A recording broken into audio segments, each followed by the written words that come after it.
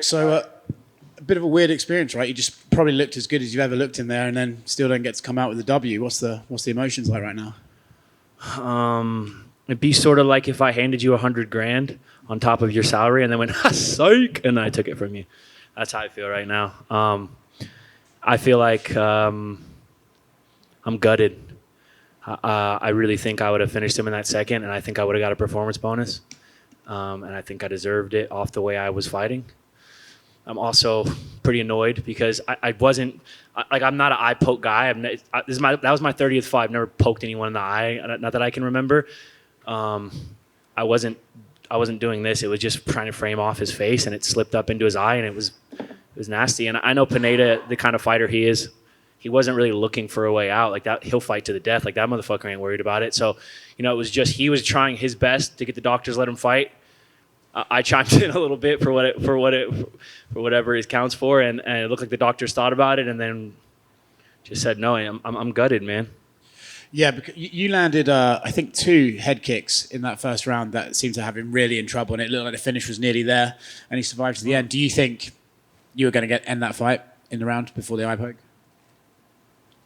I think we'd have seen more of the same in the second. I don't think it was getting better for him. No disrespect, Pineda's a G. Been around a long time. He's a dog. So, yeah, I have no ill will towards him, but I don't think he was going to make it out of the second with me. I think it was getting worse. I hit him with both those head kicks and the liver kick that hurt him bad.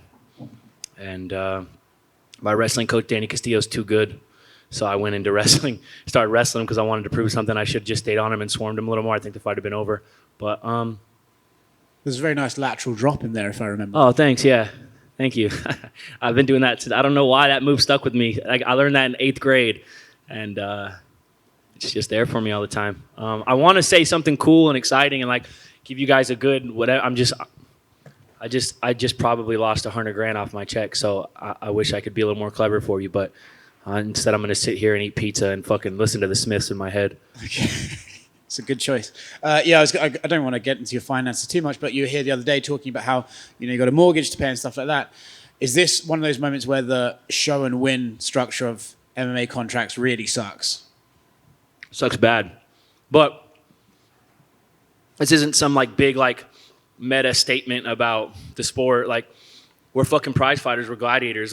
To the winner goes the spoils, right? You win your fight. You know what you're signing up for. You win your fight, you get twice your money. You really, really win your fight, you get an extra 50 G's. That's how the sport goes. I'm not calling for some massive recall of that. I just have a fucking mortgage to pay, so it would have been cool to get the extra money, Thankfully, I've grown up around guys like Danny Castillo and Uriah Faber, who are some of the best examples in this sport of taking fight money and turning it into real money. Because you see a lot of fighters end up retired with fucking nothing. And thankfully, my big brothers, the guys who raised me up in Team Alpha Male, taught me about investing and taught me about making smart choices. And it took me a little while to listen. I bought a couple Harleys first, but I'm being smart with my money. So it's not like I'm going to be out on the street Monday, but it would have been nice. I just bought a house. I want to start a family in the next year or two. I'm planning ahead for that shit. So I'm pretty gutted. Yeah. It'd be nice to run it back. I was about to say, on the flip side, though, you said that you're trying to fight more regularly. These are the sort of things. I'm sorry. Continue, please. It was a negative test you got the other day. Yeah. Okay, you didn't. You said you want to be a bit more active. These are the sort of things that happen that they do try and rebook you pretty quickly. So, do you think you could be able to turn around and just get another fight? Yeah, let's go again. Whatever, tomorrow. I don't care. Let's do it. I want to be able to enjoy my fucking summer. I was supposed to fight Daniel Pineda in April, and they said, nah, it'll be May. Actually, no, it'll be June. And then the end of May, they said, actually, instead of June, it might be Chaz Skelly in July. And then in July, they said, actually, it'll probably be August. And they said, actually, you want to fight Daniel Pineda in 4 weeks in June? That my last 6 months has just been being in camp, and now I didn't even get the payoff. There wasn't even the big moment. So yeah, the sooner the better. Let me get right back in there so that I can have at least 2 weeks to. Dude, I missed out on cornering one of my friends' fights. I missed out on taking my girl on a trip. I missed out on family events. I missed out on a dozen things because it was I might fight next month for 4 fucking months. And then this happens. Get me back in there.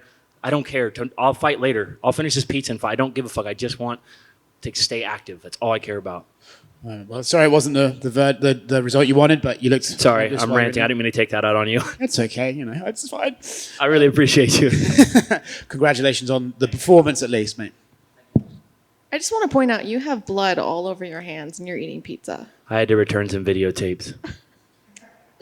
I feel lethal, on the verge of frenzy. I think my mask of sanity is about to slip.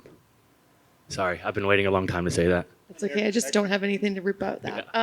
Not a big fucking Patrick Bateman guy, huh? No. Which is worse, a loss or this kind of a fight where you won? I mean, you did win.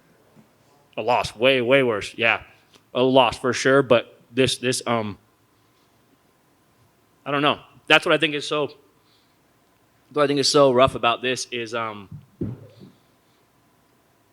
Pineda and I are both guys who are real fighters. Like, we don't really play the game of MMA. We're both fucking fighters. We're in there to put on a show, try to kill somebody in front of us. And I didn't get to win the way I wanted to win, and he didn't even get to lose. Like he didn't get to go out on his shield, really. He was asking to keep going. I just talked to him while he was getting stitched up. He goes, yeah, like I was getting my ass kicked, but I don't want to lose like that. No real fighter wants to lose or win like that. So, yeah, rough night for both of us. Did he sound like he'd want to run it back with you, or is he kind of like, I don't? That's up to him and his camp. They seem like great dudes.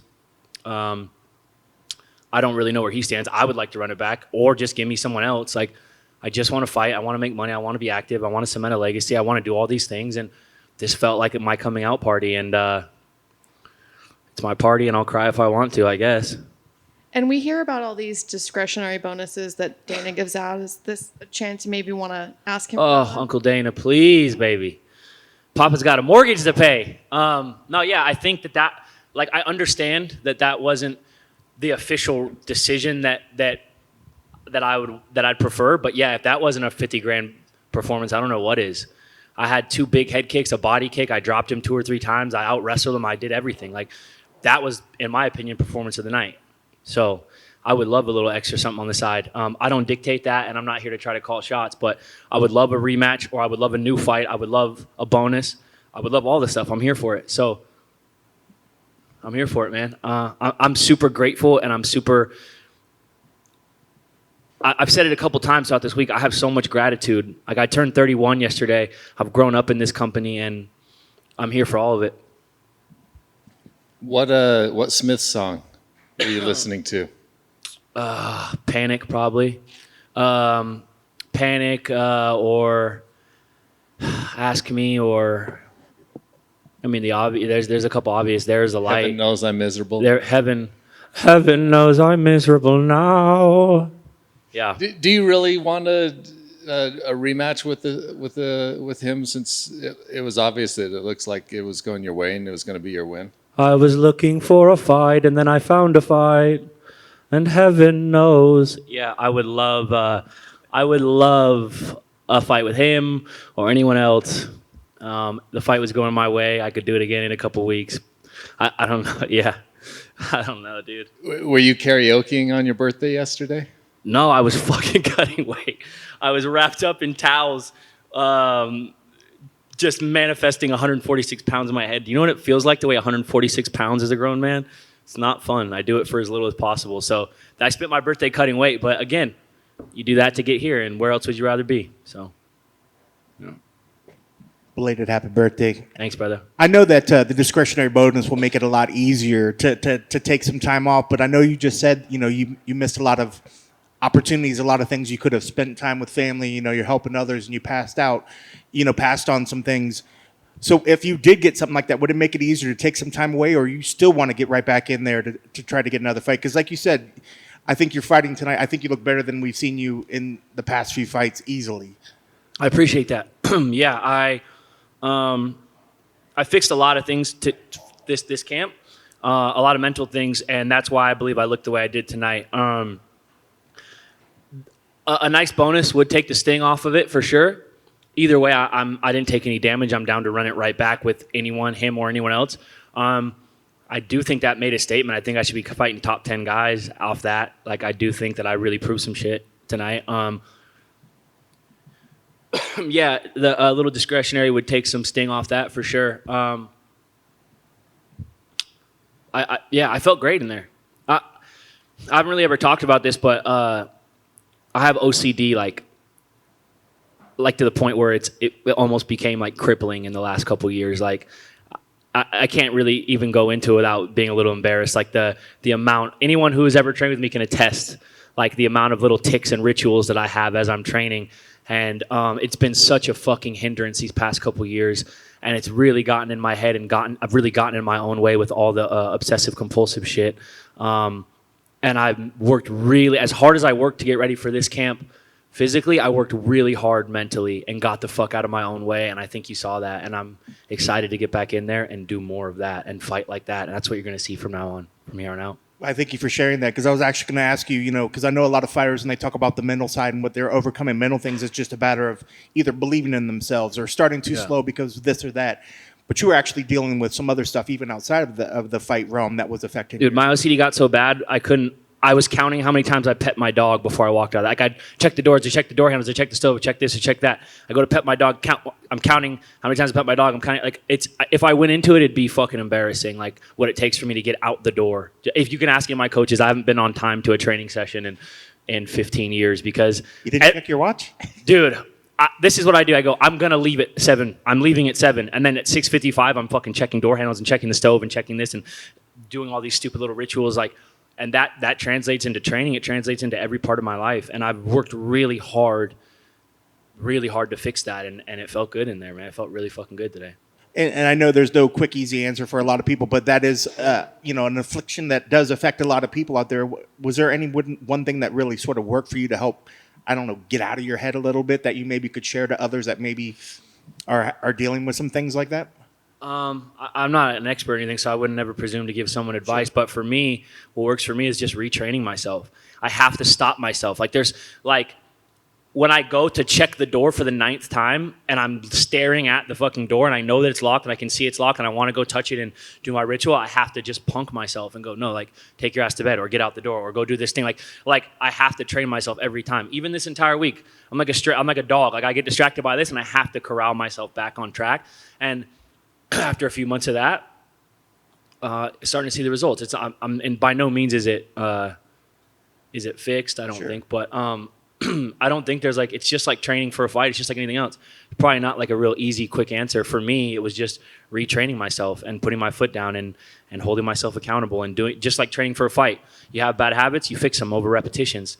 I've done so many reps of getting out of my own way, of stopping my own of little rituals and not trying to control every single little thing and not the way I feel being contingent on 8 other different outside factors. Like these are things I've worked on really hard. I haven't really talked about it. Probably shouldn't have brought it up now because we're 10 minutes into this question, so I apologize. But yeah, it's something I've been dealing with, and I feel like I've got a handle on it, and it showed in my performance, I think. Yeah, I think your performance was wonderful. And I guess Thank you. The last thing that on that, do you take any solace from the fact that, the fight didn't end how you wanted it, but you were fighting at such a high level? Can you take at least a little bit of happiness away from the fact of how you were performing in there? I'm happy about the gains that I made that no one else will see, the mental stuff. I'm happy about my preparation. I think my preparation was perfect. I was disciplined. I think I prepared for this fight perfectly. I think everything you see, you're going to get me emotional. Damn it. I'm not going to do it. I'm not going to cry. Everything you saw out there was from my coaches. That's what I take away. I got really good coaches, and they worked with me and been patient with me, and have helped me so much. All that wrestling, all the grappling.